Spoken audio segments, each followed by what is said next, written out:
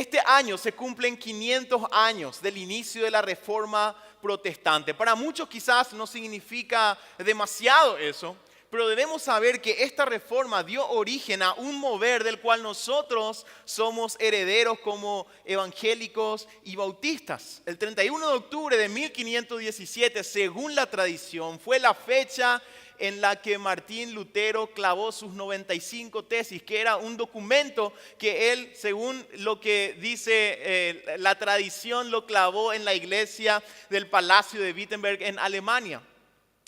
Martín Lutero era un monje alemán y parte central de la disconformidad de Lutero fue la práctica de la venta de indulgencias en esa época. ¿Qué eran las indulgencias?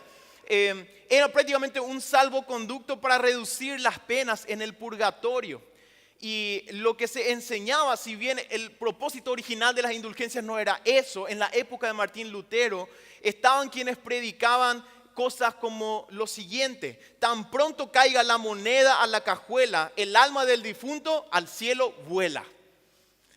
Y esto es lo que se vendía, esto es lo que se predicaba, esto es lo que la gente enseñaba.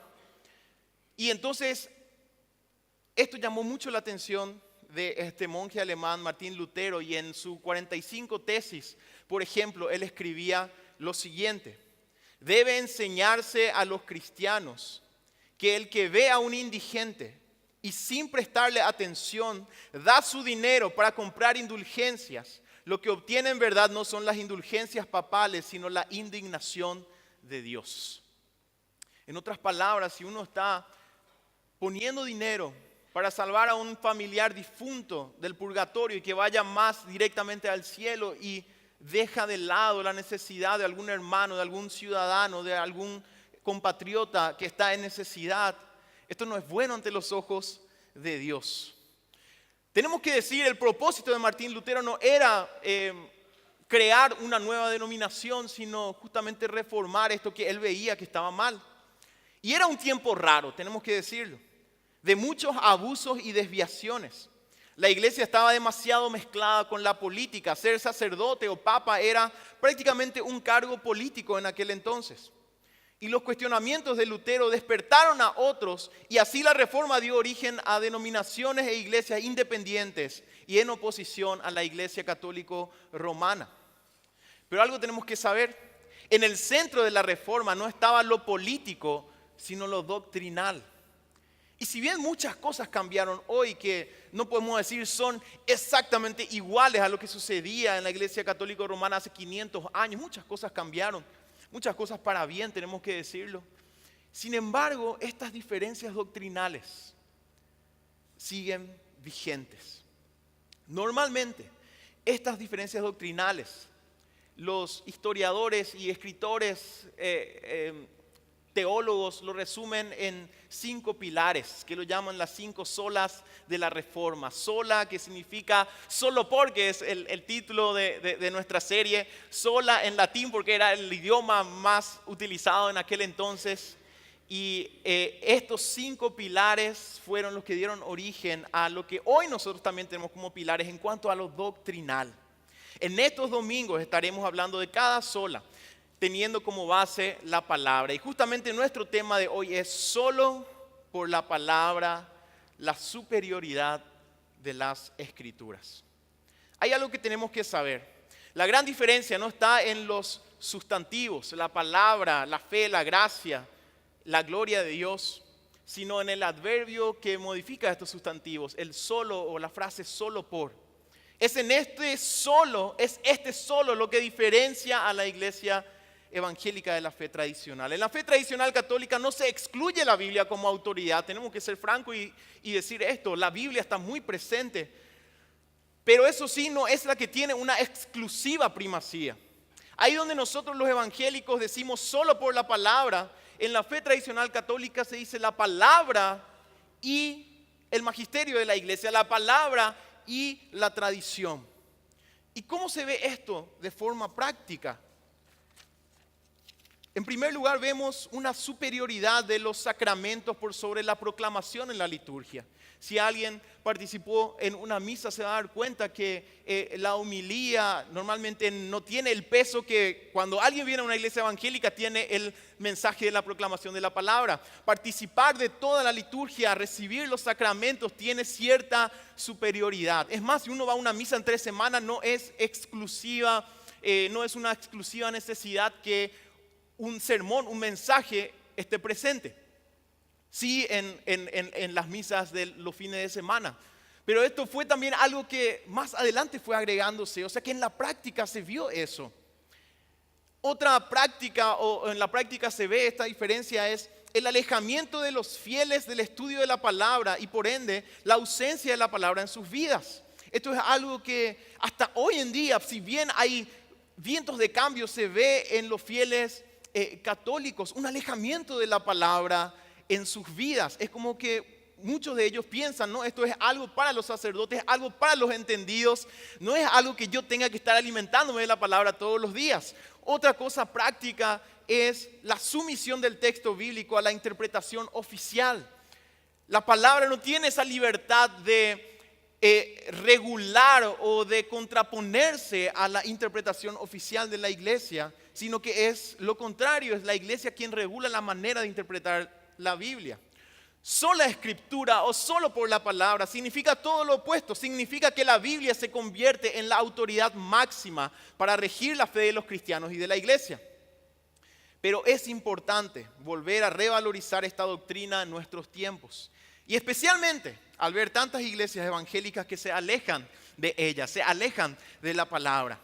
Y esto quiero dejar en claro, si hay visitas de la fe católica que nos están acompañando hoy, esta serie de mensajes no es de ninguna manera una crítica directa o algo que vamos a hablar en contra de eso. No, son principios bíblicos que yo diría hoy somos nosotros los evangélicos los que más necesitamos resaltar. Porque si bien hace 500 años tal vez eso hizo que una diferencia se marque, la gran pregunta que queda hoy es, ¿será que sigue siendo valioso para nosotros esto hoy? ¿Sigue teniendo el valor la palabra de Dios en nuestra vida, en nuestras iglesias hoy, nosotros como evangélicos? Así que lo que nosotros queremos ver son los principios de la palabra de Dios hablándonos. Y no estar hablando, esto hacen ellos, nosotros hacemos aquello. Ese no es el propósito de estas series. Nos vamos a concentrar hoy en un aspecto, la superioridad de la palabra. Sola escritura no significa que los símbolos, las ordenanzas no son importantes, ni sean necesarias. Son importantes, son necesarios. Sola escritura no significa que el cristiano solo tiene que leer la Biblia y no practicar otras disciplinas de la fe. Eso no significa sola escritura. Tampoco elimina la autoridad de los oficiales de la iglesia o de la iglesia en sí. No. Pero sí pone a la Biblia por encima de todo esto. Esto es lo que significa sola escritura o solo por la palabra. Y hoy quiero ver con ustedes 3 historias en la Biblia que nos enseñan, que nos muestran acerca de la superioridad de la palabra de Dios en estas áreas. Y nuestro primer punto es la superioridad de la palabra por sobre el sistema religioso. Y vamos a ir a un texto en el Antiguo Testamento, Segunda de Reyes, capítulo 22, tenemos ahí arriba también para leer, versículos 3 en adelante. Lo que vamos a leer son historias y muy interesantes. Así que le voy a pedir un poco de paciencia y de su atención porque los textos como son historias, son un poco extensos, pero son muy importantes. Porque vamos a ver en estas historias de qué manera la palabra de Dios en su forma escrita se antepuso a muchas otras cosas que el pueblo de Dios estaba haciendo. Y demostró su superioridad. Y en este caso leemos lo siguiente en la palabra de Dios. Segunda de Reyes capítulo 22 versículo 3. A los 18 años del rey Josías envió el rey a Safán, hijo de Azalía, hijo de Mesulán, escriba a la casa de Jehová, diciendo, esto es al templo, ve al sumo sacerdote Hilcías, y dile que recoja el dinero que han traído a la casa de Jehová, que han recogido del pueblo los guardianes de la puerta, y que lo pongan en manos de los que hacen la obra, que tienen a su cargo el arreglo de la casa de Jehová, y que lo entreguen a los que hacen la obra de la casa de Jehová para reparar las grietas de la casa. A los carpinteros, maestros y albañiles para comprar madera y piedra de cantería para reparar la casa, el templo. Y que no se les tome cuenta del dinero cuyo manejo se les confiare, porque ellos proceden con honradez. Entonces dijo el sumo sacerdote Hilcías al escriba Safán: he hallado el libro de la ley en la casa de Jehová. Hilcías dio el libro a Safán y lo leyó. Viniendo luego el escriba Safán al rey, dio cuenta al rey y dijo: tus siervos han recogido el dinero que se halló en el templo y lo han entregado en poder de los que hacen la obra, que tienen a su cargo el arreglo de la casa de Jehová. Asimismo, el escriba Safán declaró al rey diciendo: el sacerdote Hilcías me ha dado un libro. Y lo leyó Safán delante del rey. Y cuando el rey hubo oído las palabras del libro de la ley, rasgó sus vestidos. Luego el rey dio orden al sacerdote Hilcías, a Ecam, hijo de Safán, a Acbor, hijo de Micaías, al escriba Safán y a Asaías, siervo del rey, diciendo: id y preguntad a Jehová por mí y por el pueblo y por todo Judá acerca de las palabras de este libro que se ha hallado, porque grande es la ira de Jehová que se ha encendido contra nosotros, por cuanto nuestros padres no escucharon las palabras de este libro para hacer conforme a todo lo que nos fue escrito. Y más adelante en el capítulo 23, los primeros 3 versículos, nos muestra lo que Josías, el rey de Judá, hizo después. Entonces el rey mandó reunir con él a todos los ancianos de Judá y de Jerusalén, y subió el rey a la casa de Jehová con todos los varones de Judá y con todos los moradores de Jerusalén, con los sacerdotes y profetas y con todo el pueblo, desde el más chico hasta el más grande, y leyó, oyéndolo ellos, todas las palabras del libro del pacto que había sido hallado en la casa de Jehová. Y poniéndose el rey en pie junto a la columna, hizo pacto delante de Jehová de que irían en pos de Jehová y guardarían sus mandamientos, sus testimonios y sus estatutos con todo el corazón y con toda el alma, y que cumplirían las palabras del pacto que estaban escritas en aquel libro. Y todo el pueblo confirmó el pacto. ¿Qué pasó? Algo que nosotros notamos en nuestra cultura, en nuestro medio, es la religiosidad. Somos un pueblo muy religioso. Y no hablo de una religión en particular, sino del mismo hecho de la religiosidad. Somos un pueblo muy religioso. Así como lo era el pueblo de Israel, el pueblo de Judá en esta historia. ¿Qué pasó? Ellos estaban arreglando el templo. Y mientras estaban arreglando el templo, encontraron la palabra de la ley dada a Moisés, según los comentaristas del libro de Deuteronomio. Y particularmente la parte que leyó el rey, según los comentaristas dicen, es la parte en que en Deuteronomio el Señor decía las bendiciones y las maldiciones para la obediencia y la desobediencia. ¿Qué pasó con el rey? Dice que se rasgó las vestiduras en señal de indignación, de arrepentimiento. ¿Por qué? Porque al escuchar la palabra viva de Dios en su forma escrita, se dio cuenta que ellos estaban lejos de Dios. ¿Y por qué este texto es importante a la hora de saber cuál es la superioridad de la palabra de Dios por sobre el sistema religioso? Lo que más llama la atención de este relato es que todo el sistema ceremonial religioso del pueblo estaba en pie. Había templo, había sacerdotes, había levitas, había escribas. Ellos tenían la religión viva. Y algo más, eran muy religiosos, de tal forma que incluso estaban adorando a otros dioses, probablemente incluso pensando que estaban haciendo bien. En los lugares altos tenían estatuas. En ciertos lugares ellos adoraban a un dios ajeno, a un dios falso, pensando probablemente que estaban adorando al Dios vivo y verdadero, al Dios real. ¿Y qué nos enseña esto? Había religión, pero no conocían la palabra de Dios. No sé si pueden notar el inmenso peligro de sostener una religión, aunque sea cristiana, sin el respaldo de la palabra de Dios. Todo lo que la religión busca hacer, si no hay palabra de Dios para regularla, es inútil y hasta peligroso. El descubrimiento de la palabra llevó a Josías al arrepentimiento y a reformar todo el sistema religioso del pueblo. Algo similar pasó con Martín Lutero en el siglo XVI. La religión estaba, la religiosidad del pueblo estaba, la piedad del pueblo estaba, la fidelidad del pueblo estaba, pero estaban lejos de Dios, porque aunque tenían religión, no estaban siguiendo su palabra. Y parte central, la manera en que Martín Lutero despertó su fe verdadera en el Señor fue simplemente yendo a la palabra escrita de Dios y dándose cuenta, lo que nosotros estamos viviendo está mal. Lo que nosotros estamos viviendo está mal. No hace mucho fue una reunión de los Gedeones, que es una organización que entrega Biblias, los famosos Nuevos Testamentos azulitos que están en los colegios, en los hospitales, en los hoteles. Y escuché el testimonio de una hermana, esposa de un pastor, pero ella es judía de Argentina y contó su testimonio. Dice que ella venía de una familia muy tradicional judía y que siempre le habían dicho, ni se menciona acá nada del cristianismo, nada de Jesús. Y un día cayó en sus manos una copia del Nuevo Testamento de los Gedeones. Y ella con miedo dice que pensó algún día tal vez voy a leer, ¿por qué es lo que tanto me prohíben leer esto? Y se fue y guardó en su pieza.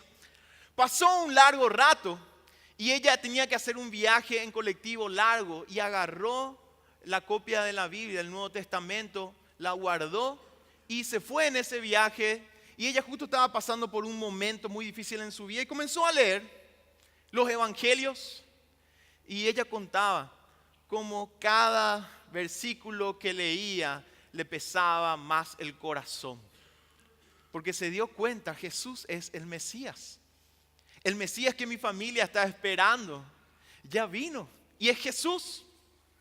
Y ella desde ese momento comenzó su conversión y comenzó a aprender más de la palabra del Señor. Y ella contaba que fue toda una lucha con su familia al tener que contarles que ahora ella era cristiana, siendo ella judía. La palabra de Dios, demostrando su superioridad por sobre el sistema religioso. ¿Cuántas historias escuché de personas que se dieron cuenta que aunque tenían una religión estaban lejos de Dios a la hora de escuchar lo que la palabra de Dios dice? Y de esta manera nosotros podemos notar por qué es importante que la palabra tenga esa superioridad. Hay muchos que mantienen una tradición rígida, pero que aún no han descubierto la palabra de Dios. A mí siempre me choca este texto en donde Jesús está diciendo cómo van a ser los últimos días o cómo va a ser el juicio final. Y Jesús cuenta y dice, van a venir a mí y van a decir, Señor, en tu nombre echamos fuera demonios, en tu nombre sanamos enfermos, en tu nombre hicimos este milagro, aquel. Y Jesús le dice, apartados de mí, hacedores de maldad, yo nunca les conocí.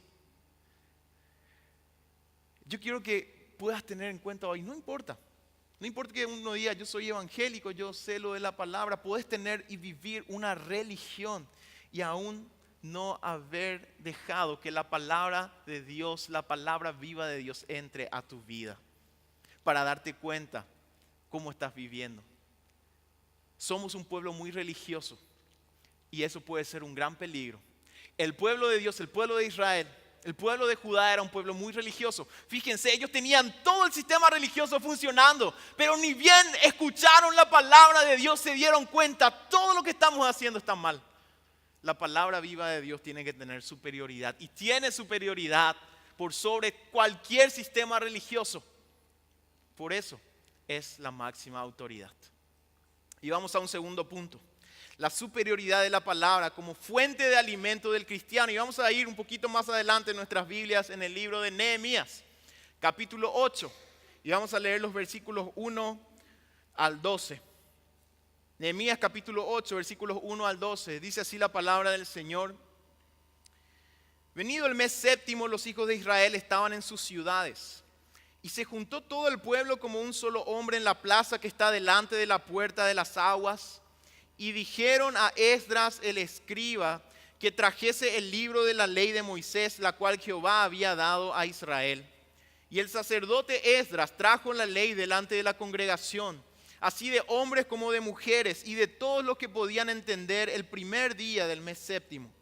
Y leyó en el libro delante de la plaza que está delante de la puerta de las aguas, desde el alba hasta el mediodía, en presencia de hombres y mujeres y de todos los que podían entender, y los oídos de todo el pueblo estaban atentos al libro de la ley. Y el escriba Esdras estaba sobre un púlpito de madera que habían hecho para ello, y junto a él estaban Matatías, Sema, Anías, Urías, Hilcías y Maasías a su mano derecha, y a su mano izquierda Pedaías, Misael, Malquías, Asum, Asbadana, Zacarías y Mesulam. Abrió pues Esdras el libro a ojos de todo el pueblo, porque estaba más alto que todo el pueblo, y cuando lo abrió, todo el pueblo estuvo atento. Bendijo entonces Esdras a Jehová, Dios grande, y todo el pueblo respondió amén, amén, alzando sus manos, y se humillaron y adoraron a Jehová inclinados a tierra. Y los levitas Jesúa, Bani, Serebías, Jamín, Acub, Sabetai, Odías, Maasías, Kelita, Azarías, Josabed, Anán y Pelaía hacían entender al pueblo la ley. Y el pueblo estaba atento en su lugar. Y leían en el libro de la ley de Dios claramente, y ponían el sentido de modo que entendiesen la lectura. Y Nehemías el gobernador y el sacerdote Esdras, escriba, y los levitas que hacían entender al pueblo, dijeron a todo el pueblo: día santo es a Jehová nuestro Dios, no os entristezcáis ni lloréis, porque todo el pueblo lloraba oyendo las palabras de la ley. Luego les dijo: id, comed grosuras y bebed vino dulce, y enviad porciones a los que no tienen nada preparado, porque día santo es a nuestro Señor. No os entristezcáis, porque el gozo de Jehová es vuestra fuerza. Los levitas pues hacían callar a todo el pueblo, diciendo: callad, porque es día santo, y no os entristezcáis. Y todo el pueblo se fue a comer y a beber y a obsequiar porciones y a gozar de grande alegría, porque habían entendido las palabras que les habían enseñado. Hasta aquí leemos. Si ubicamos este texto en la historia, el pueblo de Israel volvía del exilio en Babilonia. La ciudad, el templo, estaba reconstruido. El templo se había destruido y ahora ya tenían templo. Nehemías ayudó a reconstruir el muro de la ciudad. Esto significaba que buenos tiempos se avecinaban. Esto significaba que había prosperidad. Había por lo menos una señal de que las cosas iban a ir mejorando. Pero ¿qué fue lo que más emocionó al pueblo? Al pueblo no le emocionó tanto que ya el exilio había acabado. No le emocionó tanto que ya tenían muros que garantizaban su futura prosperidad. No le emocionó tanto que ya tenían el templo, el lugar de culto. El pueblo, dice, se emocionó tanto hasta el punto de llorar al escuchar y entender la palabra de Dios. Y esto demuestra la superioridad de la palabra como fuente de alimento del cristiano. Conocemos las palabras de Jesús al diablo: no solo de pan vivirá el hombre, sino de toda palabra pronunciada por Dios. Si hay algo que no puede faltar en la vida de un cristiano, es la proclamación de la palabra. No quiere decir que todo lo demás no sea importante, pero esto tiene que estar en el centro. Si hay algo que no puede faltar en la vida del cristiano, es el estudio de la palabra, escudriñar en la Biblia. El pueblo lloraba. Los líderes tenían que calmarles porque estaban tan emocionados. No sé si alguna vez les pasó llegar a un punto de tener tanta hambre que estaban, famosos usamos esa frase: estoy dispuesto a comer una vaca entera de tanta hambre que tengo. Y esa hambre que hace sonar en nuestro estómago. Tal vez algunos de aquí, y ya conté alguna vez que mi tema no es tanto el hambre. Yo puedo aguantar mucho tiempo teniendo hambre y voy a estar tranquilo, ¿verdad? Pero hay algunas personas que si tienen hambre ya están, mejor ni le hables, ¿verdad? Porque probablemente te va a buscar morder o que algún dedo de tanta hambre que tienen. Y es interesante, algo interesante pasa cuando tenemos mucha hambre. Uno podría decir: de tanta hambre que tengo me como cualquier cosa. Pero cuanto más hambre tenemos, ¿verdad que sucede esto? Más específico es nuestro deseo por comida. Cuanto más hambre tenemos, no es que estamos pensando en cualquier comida, sino que cuanto más hambre tenemos, algo específico pensamos. Imagínate, estás ahí con hambre que te hace tronar el estómago y te vas a tu casa, alguien te lleva a preparar la comida y ves en el plato una rica ensalada. ¿Verdad que vas a pegar el grito al cielo probablemente? Porque si tenés hambre, estás pensando asado. Si tenés hambre, estás pensando a lo que le gusta pasta. Si tenés hambre, estás pensando en una hamburguesa con papa frita, con Coca-Cola regular, ¿verdad? Y si tenés demasiada hambre y te encontrás con un pollito, con un arrocito, parece que peor otra vez es, ¿verdad? El pueblo tenía templo nuevo, ciudad nueva, casas nuevas. Pero principalmente ellos tenían hambre de escuchar la palabra del Señor, a tal punto que comenzaron a llorar desconsoladamente. Nada puede suplantar la necesidad en el cristiano de ser alimentado con la palabra de Dios. Podés ser un fiel asistente a la iglesia. Podés ser una persona que fielmente sigue todas las tradiciones, hace todas las cosas. Pero si sos un hijo de Dios, si sos cristiano, vas a necesitar tarde o temprano la palabra de Dios. Y muchos viven con religión pero vacíos, porque la palabra de Dios no es su alimento principal. No basta con saber de memoria la Biblia incluso. Es necesario comprender claramente, así como el pueblo comprendía claramente. Y podemos añadir obedecer para que se convierta en alimento para nuestra alma. Y vemos aquí cuál es el rol de los líderes.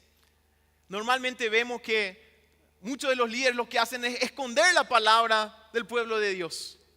Decirles, no, yo ya le doy la interpretación, yo ya les doy todo. O monopolizar la palabra de tal forma que la persona dice, yo mejor no leo la palabra porque esto es algo solamente para los pastores, solamente para los sacerdotes, para personas especializadas. No, lo que hicieron los líderes aquí es hacer accesible la palabra y comprensible la palabra al pueblo de tal forma que el pueblo se pueda nutrir. Porque no hay nada que pueda suplantar a la necesidad de alimento del pueblo de Dios, que es la palabra misma de Dios. Y vamos a nuestro último punto. La superioridad de la palabra por sobre la tradición e interpretación humana. Si vamos al Nuevo Testamento, a Marcos capítulo 7, versículo 5 en adelante. Palabras de nuestro Señor Jesús. Le preguntaron pues los fariseos y los escribas, ¿por qué tus discípulos no andan conforme a la tradición de los ancianos, sino que comen pan con manos inmundas? Respondiendo él les dijo, hipócritas, bien profetizó de vosotros Isaías, como está escrito, este pueblo de labios me honra, mas su corazón está lejos de mí, pues en vano me honran enseñando como doctrinas mandamientos de hombres. Porque dejando el mandamiento de Dios os aferráis a la tradición de los hombres, los lavamientos de los jarros y de los vasos de beber, y hacéis otras muchas cosas semejantes. Les decía también, bien invalidáis el mandamiento de Dios para guardar vuestra tradición, porque Moisés dijo, honra a tu padre y a tu madre, y el que maldiga al padre o a la madre muera irremisiblemente. Pero vosotros decís, basta que diga un hombre al padre o a la madre, es corbán, que quiere decir mi ofrenda a Dios, todo aquello con que pudiera ayudarte, y no le dejáis hacer más por su padre o por su madre, invalidando la palabra de Dios con vuestra tradición que habéis transmitido. Y muchas cosas hacéis semejantes a estas. En las historias anteriores veíamos de qué manera el descubrimiento de la palabra trajo transformación. En esta historia no hay un descubrimiento nuevo, sino una confrontación. Las tradiciones e interpretaciones siempre tienen el propósito de aclarar e iluminar el mensaje de la palabra de Dios, enriquecer el mensaje. Pero así como hace miles de años, corren el peligro de esconder el mensaje en lugar de iluminarlo. En esta historia, la palabra se antepone y ridiculiza el intento del ser humano de dominarla. ¿Y quién más podría hacer esto que el mismo autor eterno, el Señor Jesús? Aquel de quien la palabra da testimonio. Las tradiciones e interpretaciones no son malas en sí, siempre estarán, pero la palabra es superior y siempre las corregirá con su fuerza creadora. Cuando una iglesia, un grupo o un cristiano pone sus tradiciones en primer lugar, el resultado es trágico. Las palabras de Jesús son duras para advertir contra esta práctica. Y fue la misma palabra la que con su propia fuerza se hizo camino para reformar los corazones de los creyentes y las iglesias durante el tiempo de la Reforma. Es interesante. Hasta hace poco leer la Biblia estaba casi prohibido. Se consideraba peligroso. Es por esto, por lo que no hay mayor labor que tengamos nosotros o aquellos que enseñamos la palabra, la Biblia, que instruir y capacitar a los santos para que ellos mismos vayan a la palabra y prueben los mensajes, así como lo hicieron los de Berea. En Hechos capítulo 17, versículo 11, encontramos esta descripción de esta iglesia en Berea. Estos eran más nobles que los que estaban en Tesalónica, pues recibieron la palabra con toda solicitud, escudriñando cada día las escrituras para ver si estas cosas eran así. Otra traducción describe a los de Berea como de una mentalidad más abierta. ¿Qué significaba esto? Ellos no tenían miedo de escuchar un mensaje porque ellos conocían la palabra. Iban a probar el mensaje poniendo a la palabra que ellos tenían, la palabra escrita en ese tiempo. Y esto fue lo que hicieron. Probaron el mensaje de Pablo y se dieron cuenta que era así, que era correcto. Muchos hoy incluso se llaman para sí su autoridad y quieren aprovechar la autoridad que tienen. Algunos hasta se autodenominan algo más como profeta o apóstol, como una manera de decir, no te preocupes por probar mi mensaje, no te preocupes por leer más la palabra. Yo ya te estoy diciendo, si yo te digo es así porque yo soy el ungido del Señor, porque yo lo digo. Y muchos viven así, ya lo dijo el sacerdote, yo para qué más voy a ir otra vez a ir a la palabra. Y vemos aquí que debe ser así. El Señor Jesús confrontó a los líderes que tenían que enseñar la palabra y les dijo, ustedes invalidan el mandamiento con sus tradiciones. Así que hermanos, ustedes cualquier mensaje que escuchan tiene que ser probado con la palabra. Porque la palabra tiene superioridad por sobre la tradición e interpretación humanas. Y no olvidemos el rol del Espíritu Santo, que es quien va a iluminarnos para poder comprender el mensaje verdadero de la Biblia. Conocer el contexto histórico, literario, es muy importante. Saber las reglas de interpretación es muy importante, pero finalmente es el Espíritu Santo quien va a iluminar nuestras mentes y nuestros corazones para poder conocer bien lo que la palabra del Señor enseña. Solo por la palabra nos habla acerca de la superioridad de la palabra escrita de Dios como revelación de Él por sobre todo lo concerniente a la fe. Un sistema religioso sin palabra viva de Dios es catastrófico y hasta algo malvado puede convertirse. Un cristiano que no se alimente de la palabra no podrá gozar de la vida abundante que Dios promete. Cualquier tradición e interpretación que se desvíe de la palabra está muerta y se opone a Dios. Volvamos a la palabra, amémosla, obedezcámosla, en ella encontraremos vida. Y quiero terminar recalcando una vez más esto. El gran peligro que tenemos nosotros como un pueblo altamente religioso es poder estar tranquilos diciendo, yo ya tengo mi religión, yo ya cumplo con Dios, yo ya voy a la iglesia, yo hago esto, yo cumplo tal tradición, yo tengo ciertas prácticas. Y el gran peligro que tenemos es seguir eso sin ir a la palabra viva de Dios, que probablemente nos va a decir, no importa que sea religioso, está mal. No importa cuán piadoso seas, estás alejado de mi voluntad. ¿Cuántas personas descubrieron eso al ir a la palabra y estudiarla? No importa que seas católico, que seas evangélico, podés y corres este peligro. Tener tu religión, pero la palabra lejos de tu vida. Volvamos a la palabra porque ella es la única que puede darnos verdadera vida. Solo por la palabra significa que la palabra de Dios en su manera escrita como nosotros hoy tenemos es superior a todo el sistema religioso, es superior en nuestra necesidad de alimento, es superior a toda interpretación humana. Volvamos a ella. Vamos a orar. Nuestro buen Dios, Te damos gracias por este tiempo. Y estas historias que hemos leído, de qué manera tu palabra se antepuso, Señor, hizo camino. Y hoy solamente queremos pedirte, Señor, que nos des un corazón humilde, que pueda escuchar tu voz por sobre todas las cosas. Guárdanos del peligro, Señor, de seguir una religión fría, sin la vida que tu palabra solamente puede producirnos. Señor, si hay aquí personas que tienen una religión, tienen una tradición, Señor, que puedas mostrarles su necesidad de poner en primer lugar la búsqueda de tu palabra viva. Y que nosotros como iglesia podamos siempre poner en primer lugar y en el centro, Señor, tu palabra por encima de todas las cosas. Te damos gracias, Señor, y oramos en el nombre de Jesús. Amén y amén.